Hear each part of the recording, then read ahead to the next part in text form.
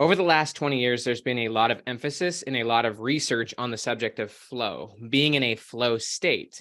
And research also shows that there are two core forms of flow, two core ways in which you can be in a flow state at the deepest way.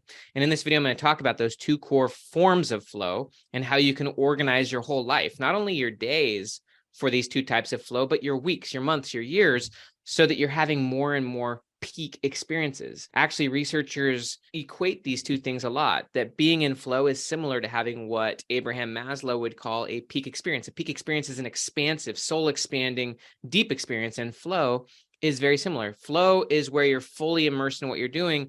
And in a lot of ways, time slows down, time dilates. According to Einstein's theory of relativity, time stretches based on, in a lot of ways, your frame of mind.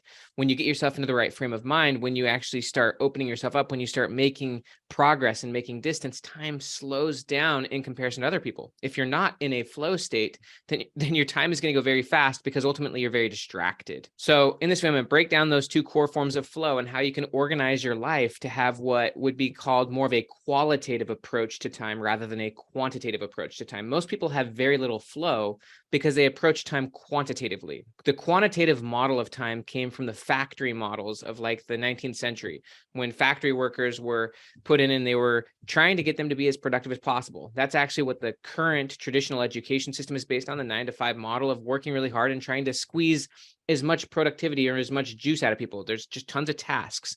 A qualitative model of time is not focused on quantity, it's focused on quality.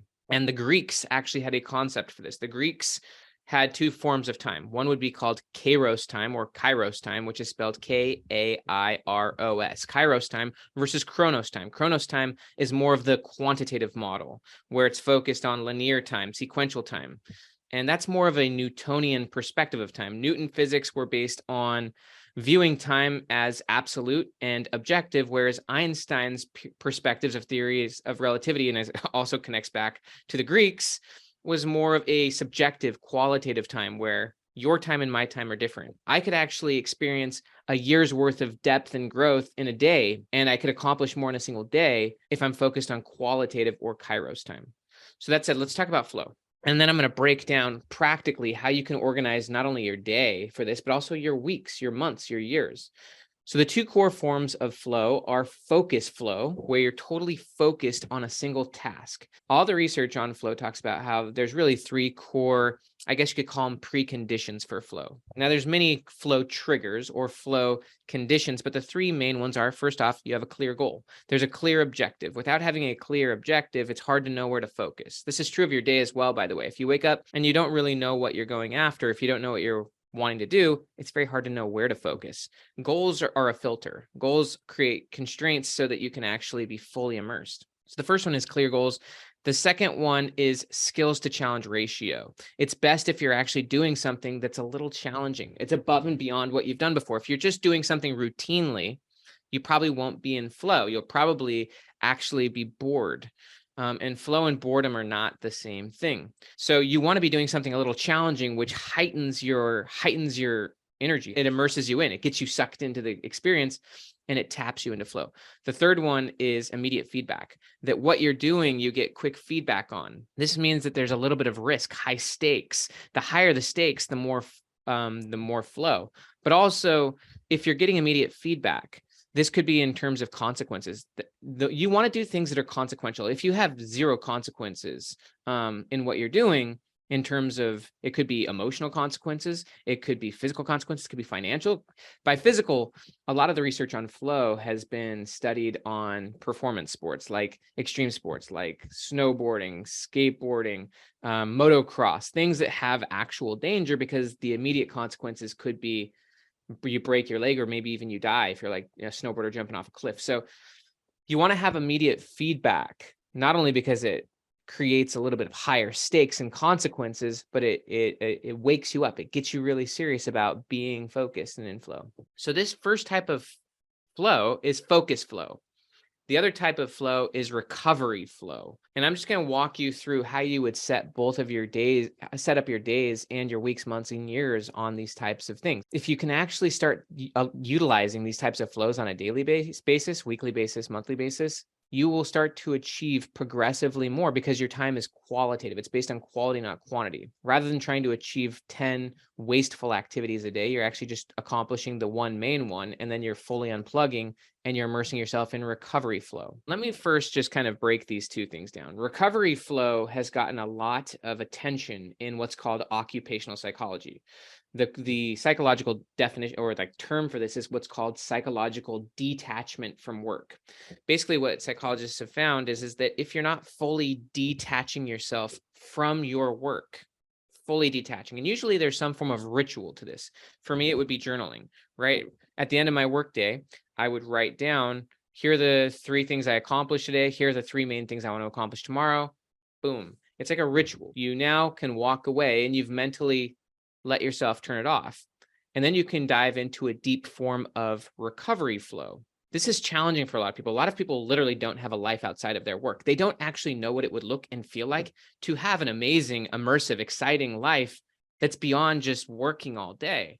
But what the research shows is that you want to have a lot of really exciting peak experiences, recovery experiences, what Stephen Kotler would call active recovery outside of work, which then simultaneously funnels into the level of quality and the level of depth and the level of flow and engagement that you have while you're in work. The psychological, a lot of times in business or in work psychology, they would call it engagement, but it's essentially the same thing as flow, full engagement. And in order to be fully engaged at work, you got to fully disengage and be fully engaged in play/recovery. So these are the 2 core forms of flow: is deep focus flow, where you're like so deep into something that you're going deeper and deeper and deeper down the rabbit hole, and there's no distractions. You're just fully in it. You're fully there. You're not getting pinged and dinged. Your phone's probably on airplane mode. You've set up the conditions so that it's easy to be in flow. You have a clear goal and you're going deep. Paul Graham, who is a really kind of smart engineer / he's like a Silicon Valley thinker. He has what's called a maker versus manager schedule. And if you want a lot of flow, you probably want to have a maker schedule. You probably don't want to be a manager. And what Paul Graham talks about, and I'm emphasizing focus flow, but I'm going to talk a lot about recovery flow in a second. But if you want a maker schedule, you don't want to have a lot of meetings throughout your day. Like, that's a manager schedule. And if you're wanting a lot of deep flow, and also if you're wanting exponential progress, you don't want to be a manager. You want to, if you're going to be a leader, you can be a leader, but you don't want to be a manager. You don't want to have a lot of meetings. If you want to be super effective on a weekly basis, you would have all meetings scheduled right next to each other. They would be blocked or chunked together, and maybe only on 1 or 2 days a week.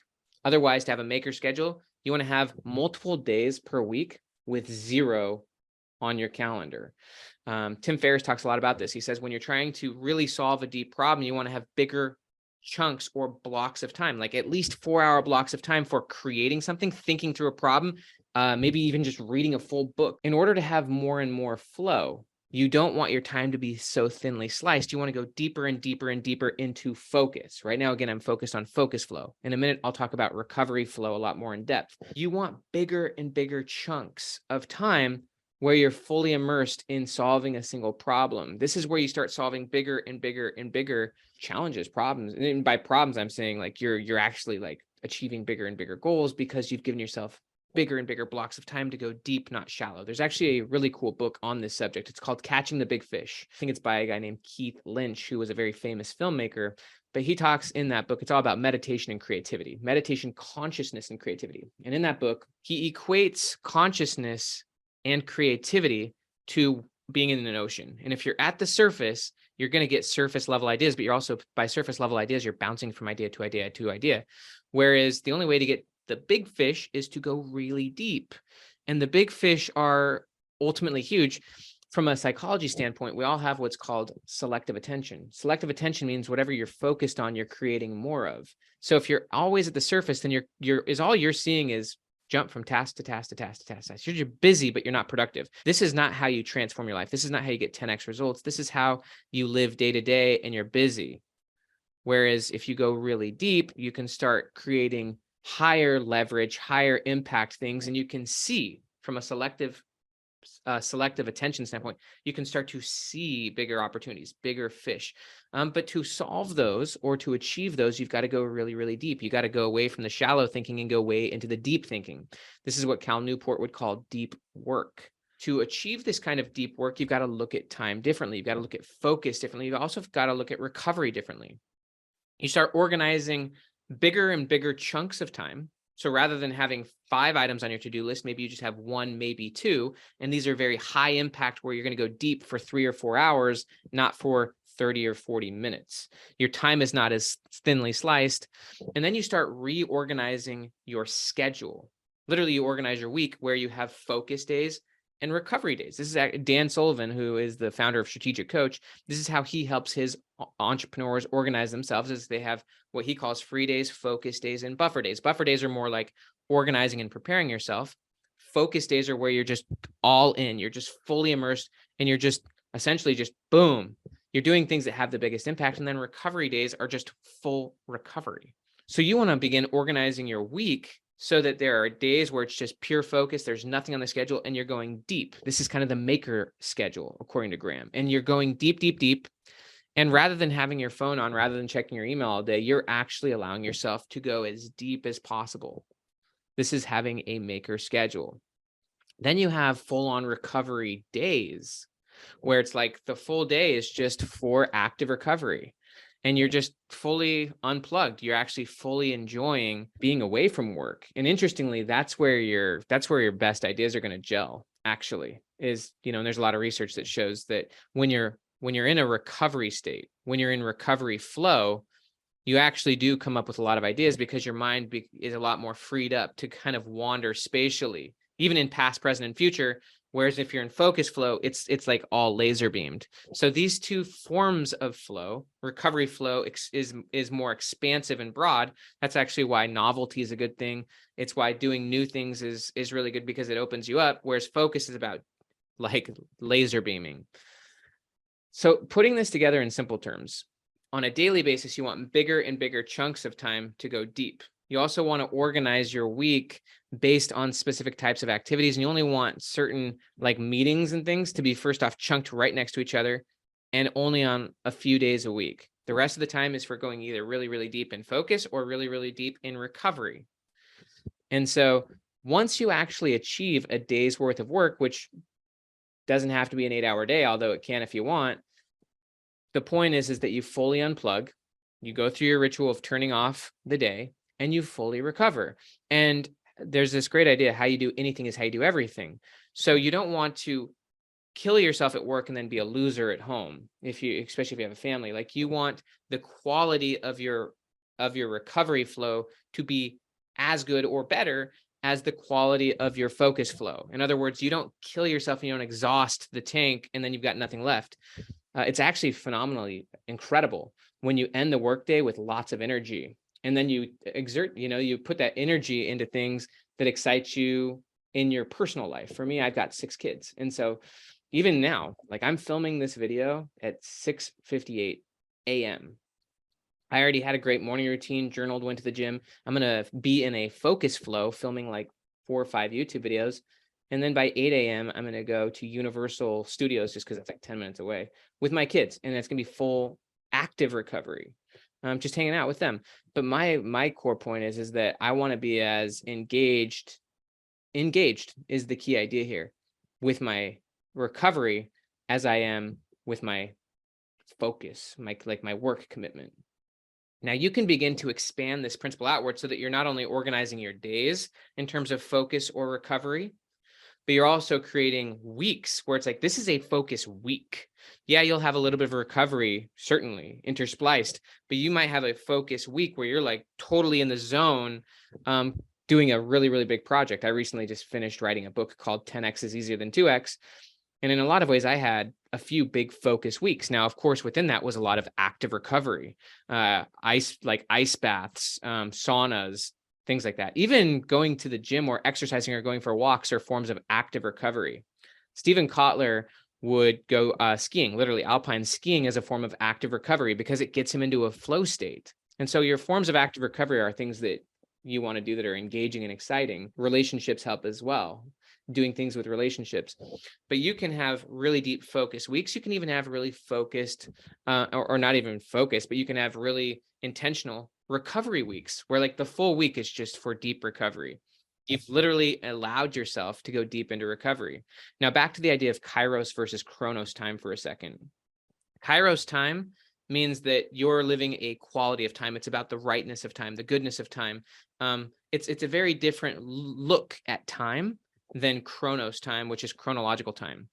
And again, it's a lot more, Kairos time is a lot more in alignment with flow. It's a lot more in alignment with Einstein's relativity theories, where if you're in Kairos time, you're actually living more in a day than people in Chronos time live in a week or a year, because they're just punching the clock. They're moving on sequential time towards the future that's always out there. They're just trying to achieve as much as they can. It's quantitative. Whereas if you live qualitatively, you can transform, you can experience more meaning, you can actually live more. One of my favorite quotes is that, I think it's from Jacques Rousseau. He said, the person who has lived the longest is not the person who has lived the most, but it's the person who has had the most powerful, meaningful experiences. So if you're living in a Kairos form of time, which is very much a focus flow and a recovery flow form of time, then you can live and experience and expand more in a day than the average person does in a decade, because they're on that sequential form of time, which is taking them fast to their deathbed. They're being busy, but they're not living. They're not in flow.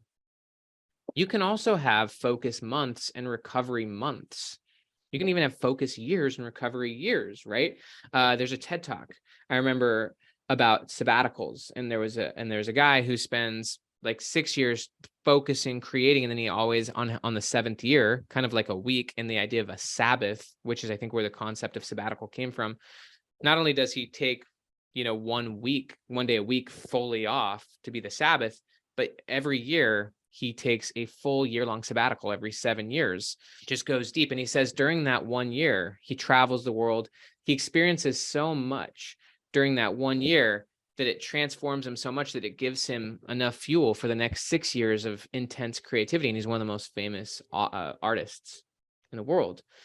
And Tim Ferriss has a micro version of this, which he talks about in the 4-Hour Workweek, which he calls mini retirements, which is more on a month by month basis, where he says you've got deep focus for, call it, a month, and then every month or two, you take 2 to 3 weeks off. So you could have a focus month and then a recovery couple weeks, or even a recovery month where you're just fully recovering, expanding and immersing yourself. From like a neuroscience perspective, it's kind of like you're expanding and you're contracting. You're expanding, contracting. This is what Dr. Huberman talks a lot about. And that's an intense form of learning. It's also an intense form of transformation. You're expanding, contracting, and the contracting is really about focus flow. The expanding is about recovery flow.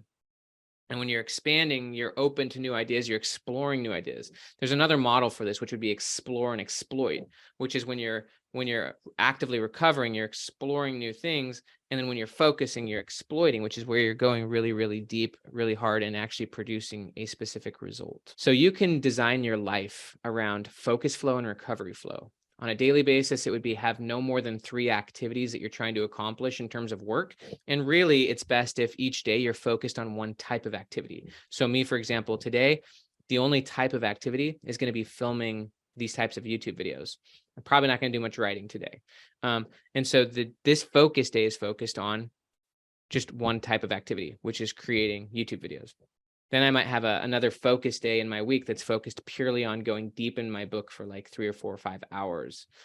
And so you can organize your day. One obvious aspect of all of this is optimizing for sleep, fully enjoying that form of active recovery, committing to good sleep, being excited about good sleep, going to bed with excitement that you're going to go deep. And then when you wake up, you have increasing energy. When I woke up today, I organically woke up at like 4:40.